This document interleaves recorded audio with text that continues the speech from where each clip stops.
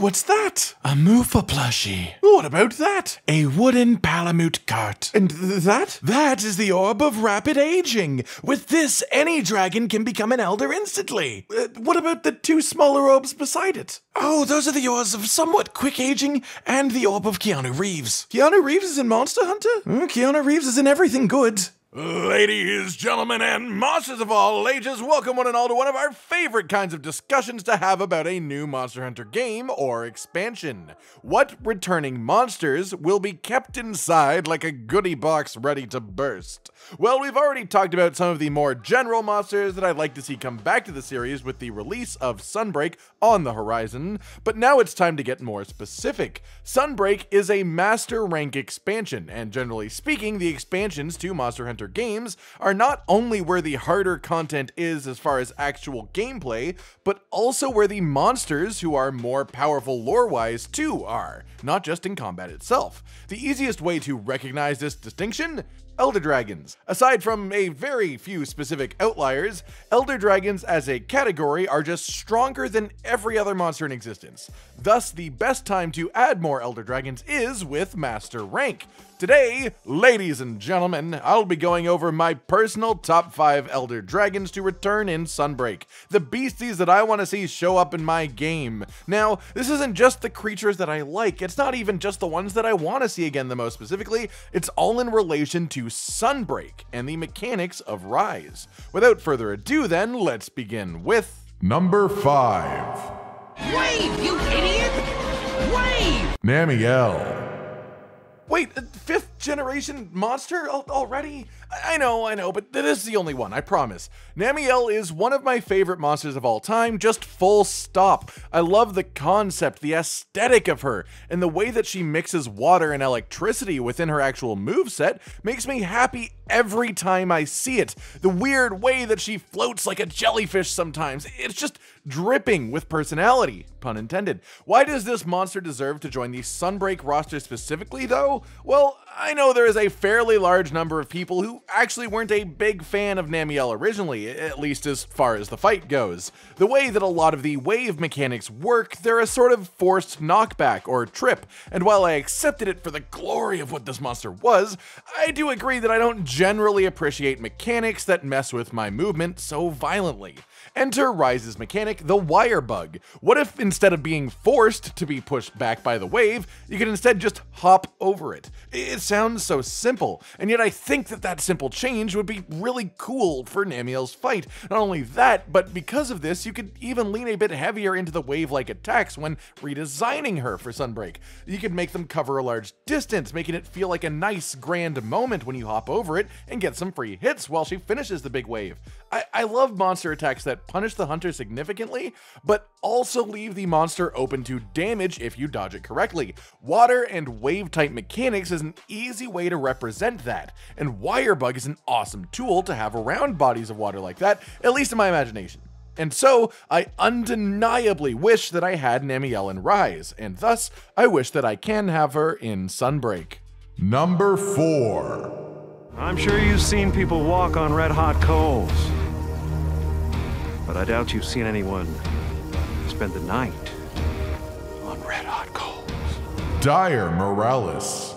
This one has been quite a long time coming, but that is probably because he walks a little bit slow and has quite the distance to cover. There are 3 black dragons in the series, excluding subspecies and variants. Elatrion, who is an Iceborn, Fatalis, who is an Iceborn, and Dire Miralis, who has only been in Monster Hunter 3 Ultimate. Not even in a previous game that generation, only the Ultimate expansion, and he has not returned since. This guy is absolutely badass. A walking volcanic rock dragon the size of an apartment building who turned an entire sea red with the blood of the fish that died from his sheer body heat being in the water. As a fight, he's really cinematic, but is sort of, it's a lot of whacking him in the lower body, hoping he doesn't smush you as you swim around slowly. As opposed to that, as with just about any oversized monster fight, I could see the wire bug improving the pace and feeling immensely. I've said it before in videos and I'll say it again, the ability to physically climb monsters, or at least to climb terrain vertically in order to reach the monster's weak spots, is something that we have in Rise, something that hasn't really been taken advantage of yet. Wire bugs and wall running and palamute sprinting, all of this. All of these are extra movement tools for the hunter. More movement makes it easier to keep up with things that are either really fast, or in this case, really big. Most of his old fight was firing meteors at you from the sky, and I don't know if the new fight would even need to be that much different as far as the way that he fights you. What Sunbreak would change is how you fight him. And Dire Miralis absolutely belongs back in the series on reputation alone, if nothing else. Number 3. I'm sorry, but that fucking turtle survived in a fucking wall for 30 fucking years! Tartaronis. That's right, a Monster Hunter Online monster. Of course, worth mentioning here that I've not personally played said game with my own hands, but this is one of the monsters that has free real estate in my brain. A gigantic sea turtle desert monster that creates massive sand tornadoes and uses these wind currents to fly. Yes, a giant flying desert sea turtle. Okay, you're gonna start to notice a theme here from this point, and it relates back to what I was saying about Dire Miralis. Sunbreak, in my mind, will be the best set of mechanics that we have ever had in a Monster Hunter game to hunt gigantic, oversized, ridiculous monsters with. We may never get this level of vertical mobility again, so I want to take advantage of it. I want the big things. In this case, we have not only a giant monster though, but one that makes tornadoes, which are always a movement-based mechanic, and it also flies. Just, okay, imagine this. Giant desert, this thing starts to put tornadoes down, takes to the skies to fly, and you can chase it down. You wire bug up into the air after this gigantic flying creature, follow it, maybe land on its back, maybe you don't, but you donk it on the head and you flinch it out of the sky. Imagine the sound, the feeling, the impact of something this gigantic hitting the floor like a lump. I love the design of this creature, and I especially love my imagination of fighting a massive aerial sea turtle with the ability to practically fly ourselves. I want this now. Number 2. What is it? A snake. Bloody big snake. Dalamadur. Bigicus, snakeicus, goddamn, if we're talking about pure cool factor, then there just aren't many monsters, even in competition with Dalamadur. Snakes? Cool. Big snakes? Cooler. Big snake that can climb mountains and also burrow through them? Did I mention that he can shoot blue fireballs? Yeah, this guy is an absolutely terrific creature, but his fight in Monster Hunter 4 involved a lot of stabbing at the stationary parts, moving around to different areas through hard loading screens, and just dodging. It seems very, almost static to me. A Sunbreak version of Dalamadur has the potential to be anything but static. When I talk about the concept of keeping up with a big monster like I did earlier, this is sort of what I mean. Dalamadur, lore-wise, doesn't make much sense to just be sitting still for any reason.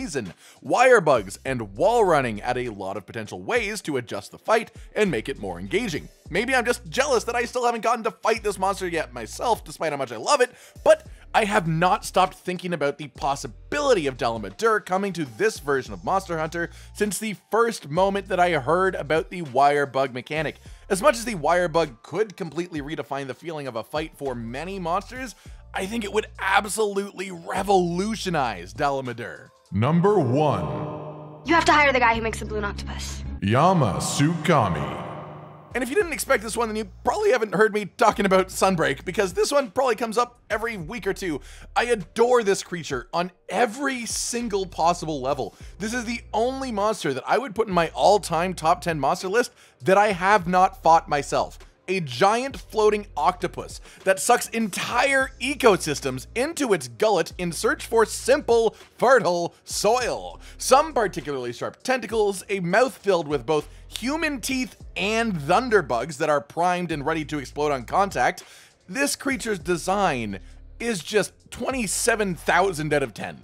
In his original fight back in the second generation, he sits still at a tower and you go back and forth between loading screens to 2 different platforms on different verticalities. You dodge his attacks, you hit him, and like Dalamadur, it is very static. Unlike Dalamadur, who is relatively fast and burrows through the ground, making it difficult for the hunter to logistically follow, Yamasukami is pretty slow and essentially floats through the air more than flying per se. In a game with high mountain peaks, wall running, wire bugs, and big open areas, I cannot imagine a single Elder Dragon that would fit Sunbreak more in my mind. Aesthetically and mechanically, Yamasukami would be perfect. If I was asked for one monster that I want in this game, it would be Yamasukami. I love Duramboros. He is my favorite monster of all time, and I am absolutely gutted that he hasn't been in a game for a while. But if I was asked if I'd rather have Duramboros or Yamasukami to return in Sunbreak specifically, I'd say Yamasukami. Duramboros is beautiful and will be great always in whatever game he comes back in. But I don't know if there will ever be another Monster Hunter game that would be quite this good at accommodating Yamasukami this way. I want him, and I want him in Sunbreak. Alright everyone, I've been Cotton Dinosaur, and this has been my personal list of the top 5 Elder Dragons to return in Monster Hunter Sunbreak. Do you agree with my choices? Are there any Elder Dragons that you'd rather see than these 5? Like if you like the video, subscribe and hit the notification bell for more, and most importantly, ladies and gentlemen, until next time, stay sweet. Josh, Cotton, and Hollow with the videos, dropping the humor like a hammer on your tippy toes, bringing entertainment on a daily arrangement to take our insanity and turn it into entertainment. Yes, I said entertainment twice, to reiterate that it is nice to look into your faces on a mostly daily basis when you let us in your homes to make the whole world a stage. Goodbye.